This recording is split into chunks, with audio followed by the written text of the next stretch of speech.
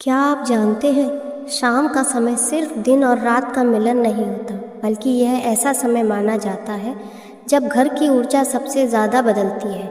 वास्तुशास्त्र और पुराने ग्रंथों के अनुसार शाम के समय किए गए कुछ काम इंसान की किस्मत तक बदल सकते हैं।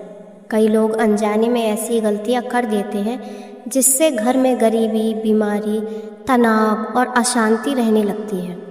आज की इस वीडियो में मैं आपको बताऊंगी शाम के समय कौन कौन से काम भूल कर भी ना करने शाम के समय कौन कौन से काम भूल कर भी नहीं करने चाहिए और क्यों ये गलतियां आपके जीवन में परेशानियां ला सकती हैं। नमस्कार दोस्तों, स्वागत है आपका हमारे चैनल सीख भरी कहानी में, जहां हम आपके लिए लेकर आते हैं धर्म, वास्तु और जीवन से जुड़ी ऐसी बातें जो आपकी ज़िंदगी बदल सकती हैं। अगर आप चाहते हैं कि आपके घर में सुख समृद्धि बनी रहे तो इस वीडियो को अंत तक ज़रूर देखें, क्योंकि आखिरी में मैं बताऊंगी एक ऐसा उपाय जो शाम की नकारात्मक ऊर्जा को ख़त्म करने में मदद। शाम का समय इतना महत्वपूर्ण क्यों माना जाता है?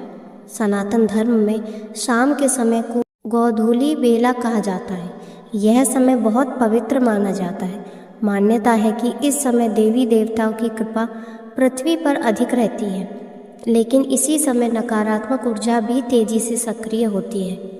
इसीलिए पुराने समय में हमारे बुजुर्ग शाम के समय कुछ खास नियमों का पालन करते थे ताकि घर में सुख, शांति और बरकत बने रहे। नंबर 1, शाम के समय झाड़ू लगाना।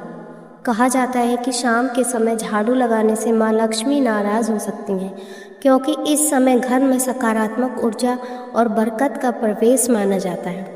अगर कोई व्यक्ति शाम को झाड़ू लगाता है तो वह अनजाने में घर की सकारात्मक ऊर्जा को बाहर कर देता है। इसके लिए उपाय: झाड़ू सुबह या दिन में लगाएं। अगर आप बहुत ज़रूरी हो तो कचरा बाहर तुरंत ना फेंकें। नंबर 2, शाम को घर में अंधेरा रखना। बहुत लोग शाम होने के बाद भी घर में अंधेरा रखते हैं। वास्तु के अनुसार यह नकारात्मक ऊर्जा को बढ़ाता है। जिस घर में शाम के समय अंधेरा रहता है वहाँ तनाव, डर और अशांति बढ़ने लगती है। शाम होते ही घर में दीपक या लाइट ज़रूर जलाएं। मुख्य द्वार पर रोशनी रखें। नंबर 3, शाम के समय सोना। शाम को सोना भी अशुभ माना गया है। कहा जाता है कि इससे आलस्य और नकारात्मकता बढ़ती है। जो लोग रोज़ शाम को सोते हैं उनका मन भारी रहने लगता है और घर में चिड़चिड़ापन बढ़ सकता है। शाम के समय भगवान का नाम लें, हल्का संगीत या भजन सुनें। नंबर 4, शाम को लड़ाई झगड़ा करना। गोधूली बेला में झगड़ा करना बहुत अशुभ माना गया है। इस समय बोले गए कटु शब्द घर की शांति को ख़त्म कर देते हैं। परिवार में तनाव बढ़ता है, रिश्तों में दूरी आने लगती है। शाम के समय शांत माहौल रखें, ऊंची आवाज़ में बात न करें। नंबर 5, शाम को नाखून और बाल काटना। पुराने समय से शाम के समय नाखून और बाल काटना अशुभ माना जाता है। मान्यता है कि इससे घर की बरकत कम होती है। शाम का समय पूजा और सकारात्मक ऊर्जा का समय माना गया है। नंबर 6, शाम के समय दूध या दही दान देना।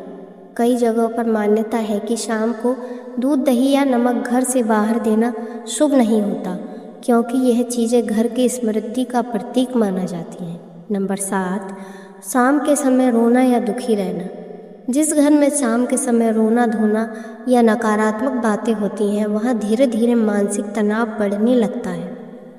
शाम को घर में सकारात्मक बातें करें, बच्चों के साथ समय बिताएं।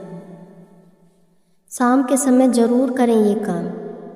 नंबर 1, दीपक जलाएं। शाम को घर के मंदिर और मुख्य द्वार पर दीपक जलाना बहुत शुभ माना जाता है। इससे नकारात्मक ऊर्जा दूर होती है। नंबर 2, घंटी या शंख बजाएं। शंख और घंटी की आवाज़ घर के वातावरण को शुद्ध करती है। नंबर 3, तुलसी के पास दीपक जलाएं। तुलसी माता को माँ लक्ष्मी का रूप माना जाता है। शाम को तुलसी के पास दीपक जलाने से घर में सुख समृद्धि आती है। नंबर 4, भगवान का नाम लें। शाम का समय पूजा और ध्यान के लिए सबसे अच्छा माना जाता है। सिर्फ 5 मिनट भगवान का नाम लेने से मन शांत होने लगता है।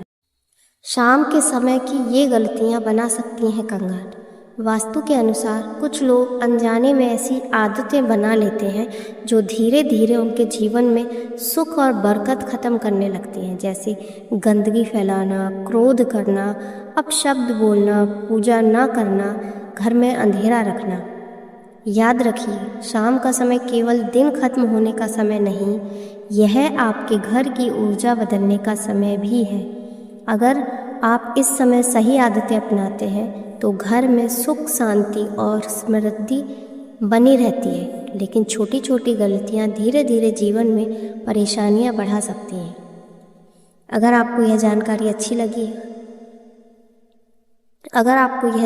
अच्छी लगी हो तो वीडियो को लाइक ज़रूर करें, कमेंट में लिखें जय माँ लक्ष्मी। और ऐसे ही धर्म, वास्तु और जीवन ज्ञान से जुड़ी वीडियो देखने के लिए हमारे चैनल सीख भरी कहानी को सब्सक्राइब ज़रूर करें।